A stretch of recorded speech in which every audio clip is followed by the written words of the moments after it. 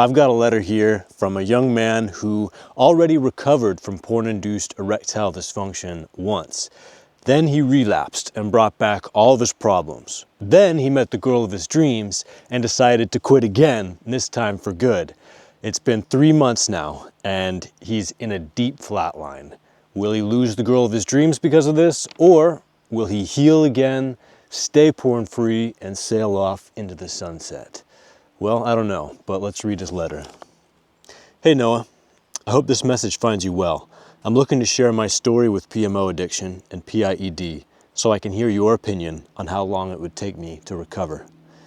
Well, first, I'll tell you that the general answer I give to this question, which is probably the most common question I get, how long will this take, is that if you are able to stick to the guidelines, most importantly, stay porn-free and stay away from porn substitutes like social media pictures and things like that, written stories, you should be able to see very significant progress within the first 90 days, 3 months, and full recovery within 1 year. Now that's the general prescription, the general answer to that question. It can be much quicker for some people. They might be having consistent, great sex by the second month. And it can be slower for some, especially when they drop into very long flatlines of 6 months or longer, which does happen. I'm 21 years old. I started masturbating at the age of 10, usually every day, even twice a day in some cases. At 12, I started watching porn after my friends started bragging. Plane. Let's get some thumbnail stills while we're waiting.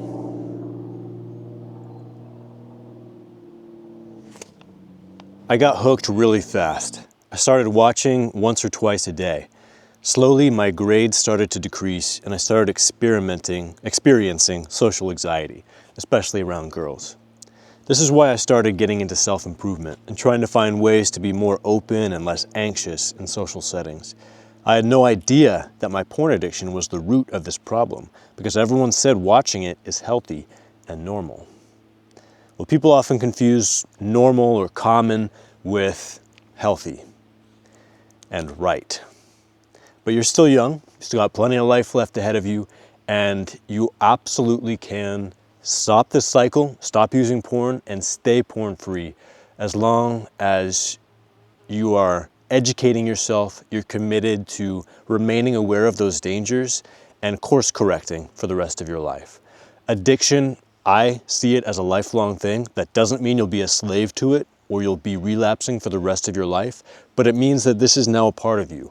And if you're not aware of that continuing danger, if you're walking along that mountain path where there's a steep drop off on one side and you close your eyes and you keep walking, you'll probably fall, you'll probably slip, you'll probably relapse and bring back these problems and have to go through recovery all over again.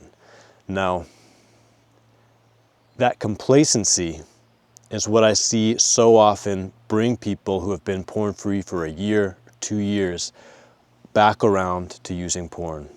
And I don't want to see that happen to you, especially since you're building this new relationship. You want this toxicity out of your life, out of your brain, and you want to focus on living your real life and building a real relationship with real sex and real intimacy. Time passed and I found myself in the first year of high school. Despite my anxiety, I managed to make friends and work on becoming better at talking to girls, while still using porn daily. Still, while other boys were having their first sexual experiences, I was still stuck in the relapse cycle.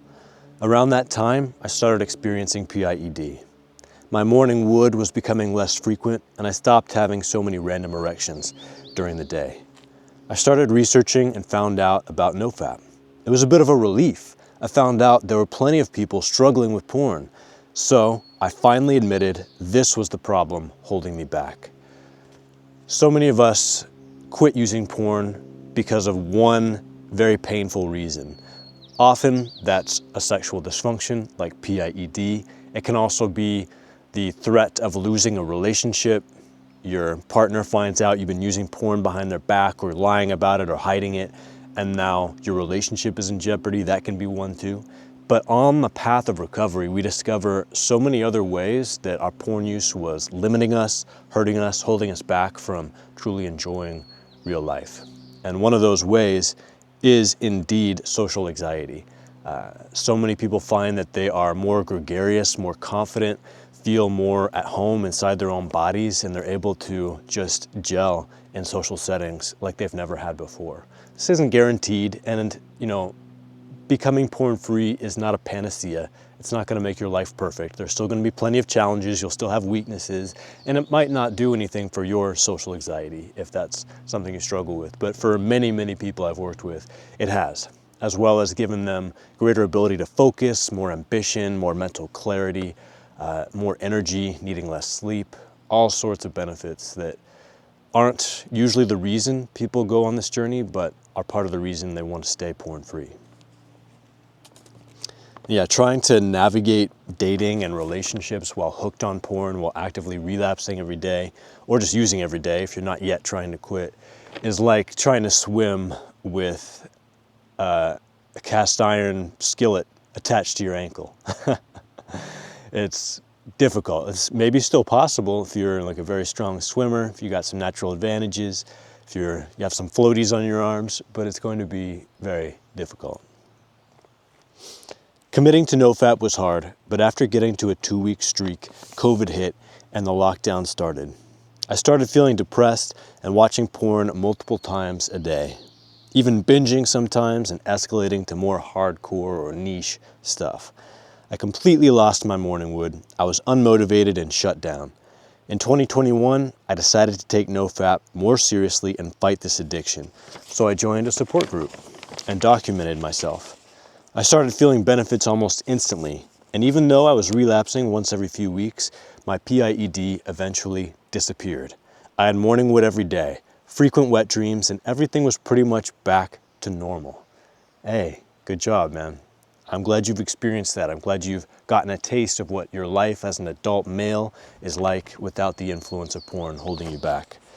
And yeah, COVID was a universal adversity. We all faced some level of adversity in COVID. Some of us, of course, had it much worse than others, but all of us had to deal with some level of quarantine and isolation, and life guarantees you adversity. It guarantees you unexpected challenges, and you don't have control over what life gives you in that regard, but you do have control, at least a certain measure of control, over how you react and see and interpret and respond to those challenges.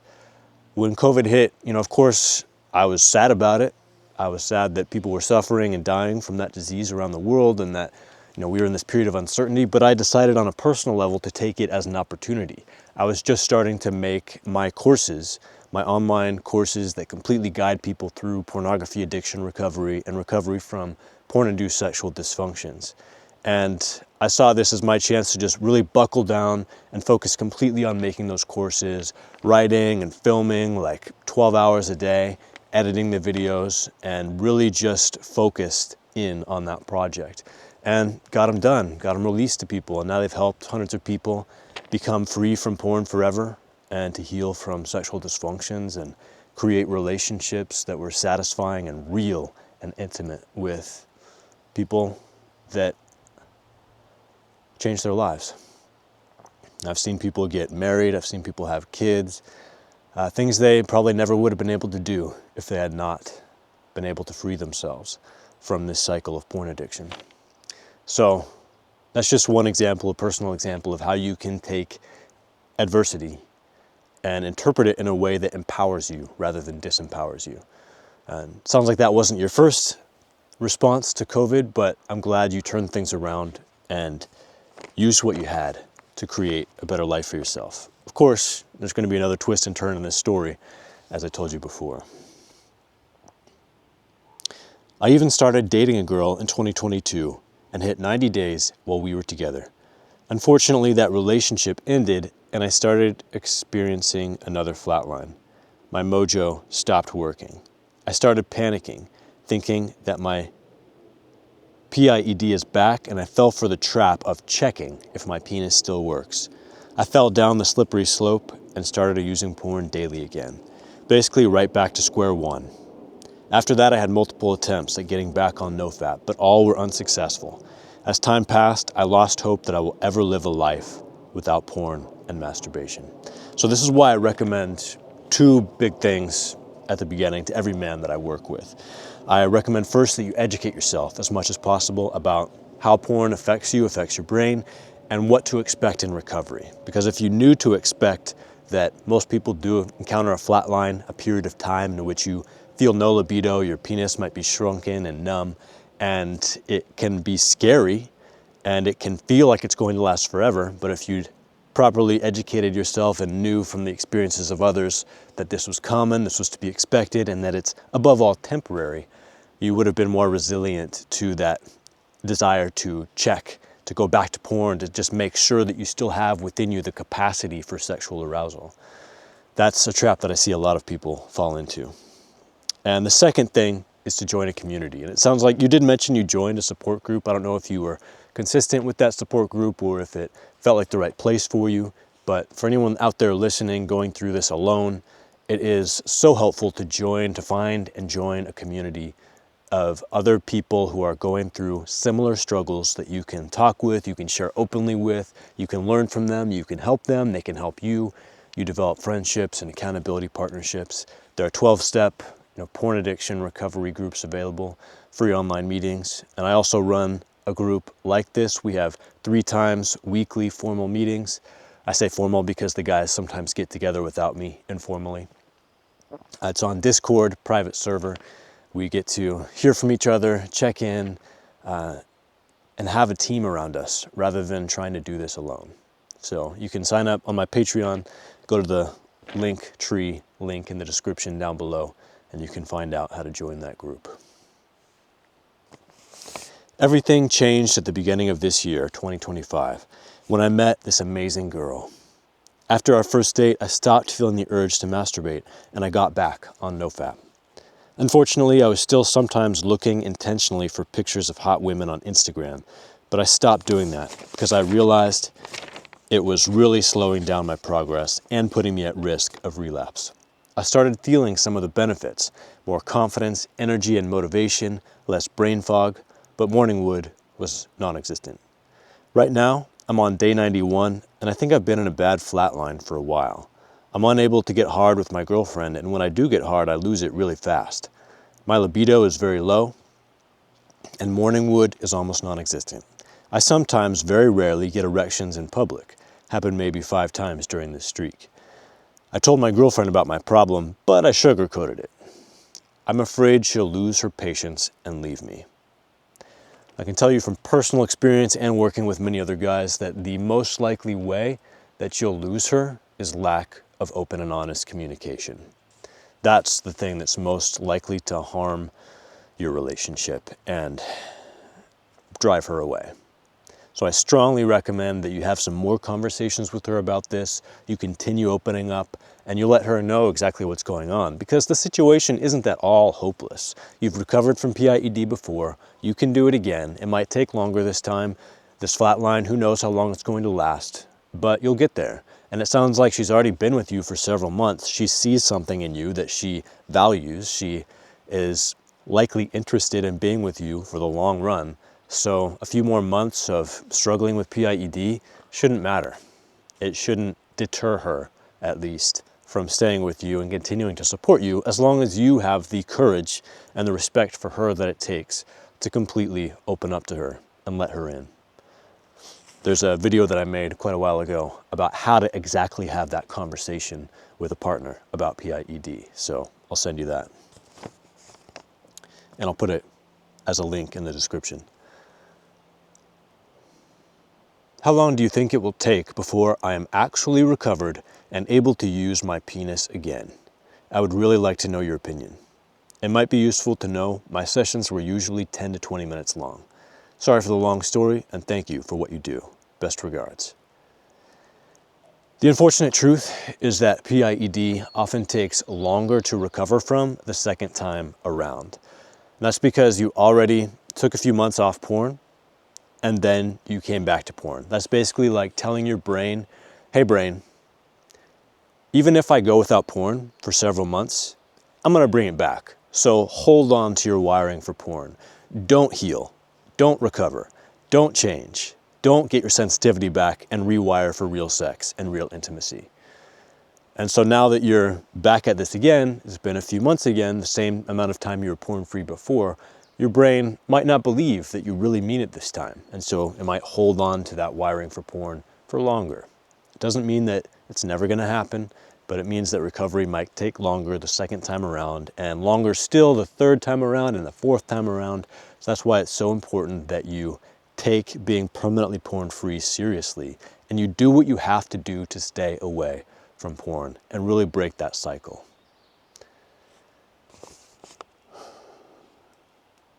You will face more adversity. Like I talked about earlier in this video, that's guaranteed. You know, your girlfriend might leave you. You might lose your job. You might break a leg and be stuck in bed for 2 months with only your phone to entertain you. If you're going to relapse when this adversity comes, you might as well just not even try to recover right now.